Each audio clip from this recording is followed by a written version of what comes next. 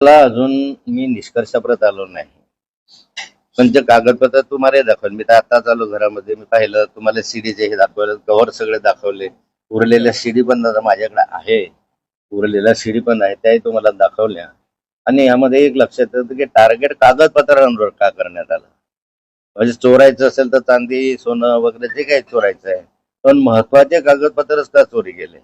आणि त्याच्यातले काही कागदपत्र बाकी त्यांना म्हणजे कुणाला तरी माहिती आहे की त्याच्यामध्ये जे अति महत्वाचे कागदपत्र आहे ते बेडरूम मध्ये आहे, आणि जे कमी महत्वाचे कागदपत्र त्या खालच्या बेडरूम मध्ये आहे, आणि ते कुलपात होतच सगळे कुलपा तोडूनच घेऊन गेले.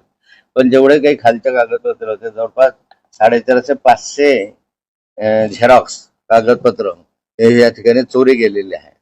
आणि हे सारेच्या सारे कागदपत्र मी माहितीच्या अधिकारातच मिळवलेले आहे, काही टेंडरचे आहे, काही याच्या संदर्भातले आहे. आणि याच्यामध्ये कोट्यवधी रुपयाचा गैरव्यवहार झाला असं मला वाटत होतं, म्हणून त्याचा अभ्यास करण्यासाठी मी आपल्या एका 2-3 इंजिनियर मित्रांना पण ते दिलेलं आहे. पण तेवढेच नेमक्या कागदपत्र कसे गायब झाले याचाही मला आश्चर्य वाटतं. बाकी तर कागदपत्र घेऊन जाण्याचा काही हेतू किंवा उद्देश दुसरा असू शकत नाही, काहीतरी कुणाला तरी माहिती असल्याशिवाय ते गेलेच नाही.